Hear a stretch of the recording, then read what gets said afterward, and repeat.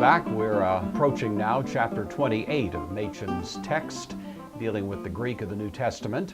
If you've looked over this chapter, you know that the topic that we're taking up in this chapter is the imperative mood.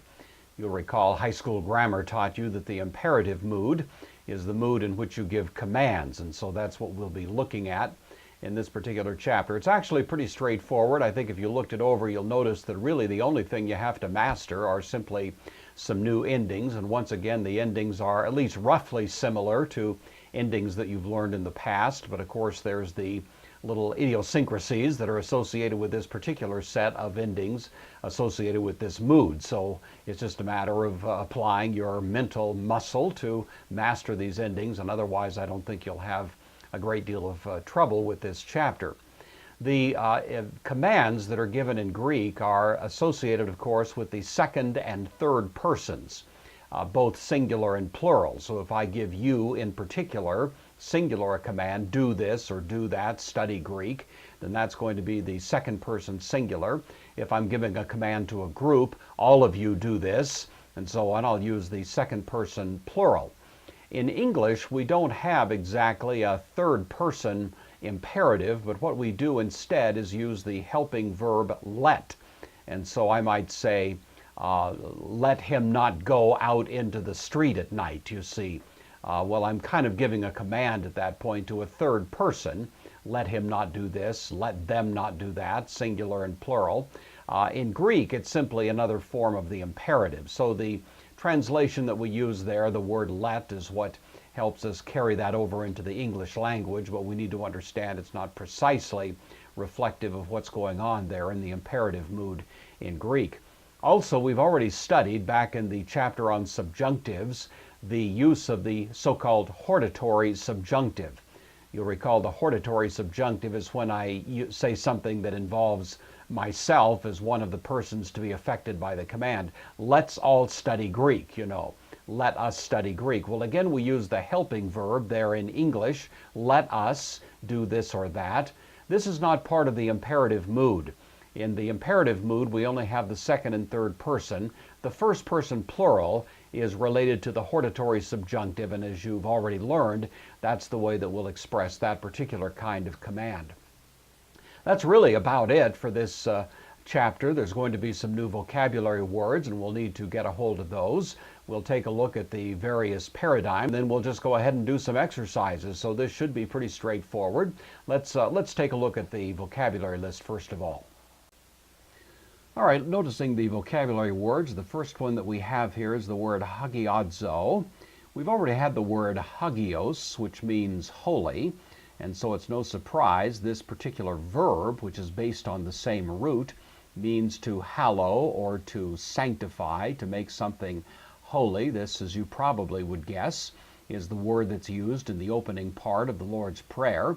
Our Father who art in heaven, let your name be hallowed. You see, at that point we have a third person singular imperative related to that particular verb. We'll actually see that in the exercises, so you might keep that in mind. Agros means a field.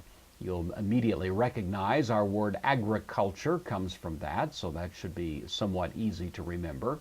The word gay means earth. It's the word from which we get the English word geo, as in geocentricity or geology, study of the earth.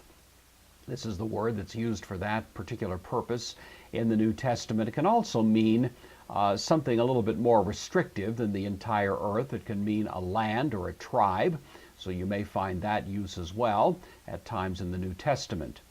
Engus means near. It's an adverb. It only comes in this particular form.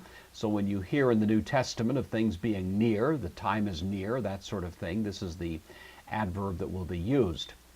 Eliao means I have mercy on. You may know the expression Kyria eleison, which is the expression of the idea Lord have mercy. That's the second person imperative, second person singular. Kyria eleison, we'll see that in the vocabulary, or we'll see that in the exercises as well. It's related to this word, to have mercy on. Hosos means, it's a relative adjective. It means as great as many as much as. often used in the plural. In fact, I think that's probably commonly where you'll see it. So it'll be hosa, as many soever as wish to do this or that. That's the idiom that you'll see showing up with respect to that. Hostis, hotis, hoti is a relative pronoun. It means whoever, whichever, whatever. Machen notices here it's scarcely used except in the nominative, and I think the most common expression of it will be hoitenes, which is the plural, used as the simple relative pronoun hos in many occasions, and so that's a word that you'll see occasionally in the New Testament. Us otos is the word that means ear, and so you'll see that. Of course, it's declined according to the third declension. Us, otos, oti, ota. That's the standard declension of it, and so it should be pretty predictable. Ophthalmos, you know, the medical profession, ophthalmology, comes from this particular word, ophthalmos, which means an eye, and so that's the term that's used for eye. We get that from the Greeks. Skotos, skotus, is a third declension noun, means darkness, and so it's going to be declined according to that class of nouns that we've already looked at, ethnos, ethnus, and so on. Similar kind of declension here. Hodor, hodatos, means water. Of course, all of our words that use the word hydra or hydraulic, a hydraulic pump, for example, comes from this Greek word hodor, which means water. And then finally, phos and photos means light. Whenever I see this, of course, I always remember the days way back when that I was a fan of Star Trek, and they used photon torpedoes as their weapon of choice, and that always reminds me of phos.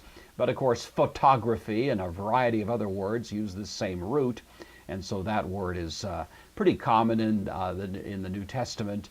We frequently hear, of course, of Christ as the light of the world, God is light, that sort of thing. And so this word will show up in that connection as well. Machen notices here that the imperative mood occurs in the New Testament exclusively in the present and aorist tenses. And between the two, you're going to find that for the most part, it'll be in the aorist tense. And through the exercises, generally, I've used the aorist tense to convey the imperative mood here. There is no first-person imperative, either singular or plural. I commented on that a moment ago. All right, let's take a look at the paradigms associated with the imperative. They have a kind of nice little lilt to them, I suppose, if you say them out loud. We have lue, lueto, lueta, luetosan. That's the present active imperative. The middle and passive are identical. Luu, luesto, luesta, luestosan. You'll notice the similarity there. Of course, it's identical in the passive. When we come to the aorist active, it's luson, lusato, lusata, lusatosan, and the middle, lusai, lusasto, lusasta, lusastosan. And so again, you'll notice there's a kind of similarity to them and a sort of a rhythm to them, I suppose, if you say them out loud. I think they're fairly easy to memorize. And finally, when we come to the aorist passive imperative, the words are lutheti, lutheto, lutheta, luthetosan. So again, you'll notice the distinct similarity. In the second aorist active imperative, we have the present endings on the second aorist stem. It's exactly the same thing we've seen in other applications of the second aorist. So using the word lipo or lepo, it's lipe, lipeto, lipeta, lipetosan. And in the middle, lipu, lipesto, lipesta, lipestosan. Of course, the aorist passive we've already looked at. There is no second aorist passive, and so that completes the paradigm with respect to the imperative. Machen notes down here at 419 that there are some little distinctive exceptions to the rule of accent as it applies. So, for example, he notices here that the second aorist middle imperative second person singular, lipu, always has an irregular accent. We notice that right here. And he also notes that epe and elphe from lego and erchomai have an irregular accent. Sorry about that. There's really not much I can do to help you to master that except just simply to, to learn it. Try to keep it in your mind as you're going through the exercises. A couple of things to notice on this page 180. First of all, with respect to the tenses of the imperative mood, this is really similar to what we've seen in other chapters. The aorist imperative is probably used most commonly, and the aorist will not have any particular implication as to whether the command is actually a command to do something on an ongoing basis or simply to do it once, and so it leaves that point ambiguous. What is notable is that when you have the aorist or when you have the present imperative used, then there is clearly an implication that the command is to convey the idea of ongoing action. If I say to you, do that, and I use the present imperative, then I'm saying do that and keep doing it, you see. Whereas if I use the aorist, then that may or may not be part of it. It's not that the aorist is always punctiliar, but that it simply has no content either way on that point. Machen gives this paragraph 421, which talks about the use of the imperative. I will leave that to your reading. It's quite straightforward. Notice that when prohibitions are expressed, that is negative commands, commands not to do something, they will come in one of two flavors. You're either going to have what, as he notes here, the present imperative using may, or the aorist subjunctive using may. You're not going to have the aorist imperative or the present subjunctive with prohibitions. And that's just idiomatic in the New Testament, so make a note of that. It'll pop up occasionally in the exercises, so you want to keep that in mind as you're going through them. Well, with that, let's go ahead and take a look at the exercises. This is the translation exercises, starting with number 1. And so we'll notice this first of all, eon. We've had that already. That was back with the subjunctive. If, de, the postpositive, but if, may, acoustha, if, this is the third person, aorist subjunctive, third person singular. So if he does not hear, then paralaba, this of course is the second aorist from lambano. Paralambano means to take along with you. This is the imperative, second person singular on the second aorist stem. So take along, meta su. Notice that the personal pronoun is emphatic, which is commonly the case following a preposition. So take along with you, yet one, hina, a duo, yet one or two. This, of course, is an allusion to Matthew chapter 18. I'm sure you recognize it. If he does not hear, then take along with you one or two in the context of dispute resolution there in that very important chapter. So that's the first one. Let's take a look at number 2. We have here the relative pronoun ho, ho eon. We know that that renders into English as whatever, singular, whatever, takes the subjunctive on the second aorist stem. So whatever you see, or whatever you should see, Christ, this is the participle, present participle. It's of course going with Christ. It's in the accusative, singular, masculine. So whatever you see Christ doing, this, the demonstrative pronoun, poiesata. Now notice here we have this in the aorist. This is a aorist imperative. This is the ending, of course, that we learned a moment ago in the second person plural.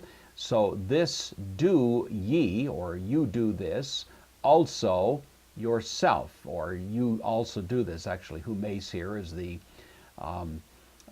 emphatic form, so do this yourself, or you do it, the emphasis there on the word you. So whatever you see Christ doing, this also do ye, you might say, if we're using the Old English style there. And finally, let's take a look at number 3, curia, the vocative, of course, case for Lord, so Lord. And here we have eleison. This is the second person singular imperative in the aorist, so curia eleison, Lord, mercy, us. Notice idiomatically in Greek, this uses the accusative. So literally it's Lord, mercy us. We don't usually translate it that way. It's normally going to be Lord, have mercy on us. I actually like the Greek idiom a little more. It's much more powerful in my opinion. Lord, mercy us. Gar, for not poiesamen. Here is the aorist, first person plural of poieo. So we did not do. Ha, the relative pronoun. Akelusen, here's the aorist, there's the augment, akelusas, what you commanded. So, Lord, mercy us, for we did not do that which you commanded. All right, let's go to the composition exercises. I'm looking at page 182 here, and the first of these reads as follows: Speak ye to all the Gentiles the things which I have spoken to you. Speak ye. Well, the word ye there tells me that this is going to be the plural, so I'm using a form of laleo. I'm going to use the aorist, which would commonly be the case. So lalesata, second person, plural of the aorist, imperative. So speak, lalesata, the short ultima means I can accent the antepenult. So lalesata, speak ye. I could have put the ye in there, I suppose. It would have been humes, but I'll leave it out. That would have made it emphatic. Speak ye, then passe, this is the dative plural of pantos, and so, or panta. Speak ye to all the ethnisen, to all the nations, or to all the Gentiles. Reads in Greek very much the way we might expect it to read in English. Speak ye to all the Gentiles that which, this is the neuter plural relative pronoun, that which alelasa, I, this is the first person, singular, aorist, alalesa, I spoke to you, or I have spoken to you. So speak ye to all the Gentiles that which I have spoken to you. All right, coming to number 2, do not say in your heart that you do not wish to do the things which the king commands. Well, we have this prohibition, and we remember that the rule was that we use the present imperative or the aorist subjunctive to express a prohibition. Well, I've chosen to use the aorist here, which would be the common way in which this would be accomplished. So we have may, which is used with the subjunctive, apeta. This is the second aorist, of course, with the subjunctive, second person plural ending. So me apeta, do not say, in te cardia, in the heart, humon, of you, plural, which you notice is the way it reads here, in your heart. It's plural possessors, and yet the word heart itself is singular, so that's the way I've put it. Do not say in the heart of you that, now this is going to be in the present indicative, ou theleta, you do not wish, poiesai, this is, I'm using an aorist infinitive here, poiesai, to do, relative pronoun, neuter plural, that which, ho basileus, the king, kelue, present indicative, third person singular, that which the king commands. Do not say in your heart that you do not wish to do that which the king commands. All right, let's come to the third of these now. Let no one fear those evil priests, for whoever does the will of God shall go out with joy. We have the word no one, oudeis, you know, and then we also have the prohibition. In this case, I'm using the present imperative from the verb phobeomai, which is a contract verb. So when we combine it with the second person plural imperative ending, eto, I get the contraction phobeto here. So no one, let him not fear, you see, double negative, but that's okay in Greek, not so good in English. Let no one fear, akenus tus ponerus, those evil, hiores, priests, hasgar ian, whoever, poiese, does, I'm using here the aorist subjunctive because the ian requires the subjunctive, Whoever does, this is going to be the third person singular, whoever does. You could use the present subjunctive as well, and in that case you would just drop the sigma, so it could be hos gar ian poiese or poie, either one. To thelema, the will, to theu of God. Exelusatai, shall go out, deponent future of erchomai, shall go out, mata, with joy. Charos takes the genitive, with joy. And so that's the sentence. The trickiest part, of course, is right up here. And you could have used the aorist subjunctive if you wished, or the present imperative. I chose the present imperative, and so that's what we have here. Well, hopefully that made sense, and you'll be able to go ahead and work through the rest of the exercises on your own. Make sure that you figured out all of the details as you go along. That, of course, is the key to mastering the Greek language, is just forcing yourself to really make sure you understand each of the issues as they come along. And from here, we're going to be moving on to chapter 29, a very important chapter that deals with the perfect tense. We've been postponing this for a long time. It'll round out the 6 of the principal parts that we learned of sometime earlier. So once you're finished with these exercises and feel ready to move along, then come on back and I'll see you next time as we look at chapter 29. Until then, God richly bless your continuing studies of the Greek language.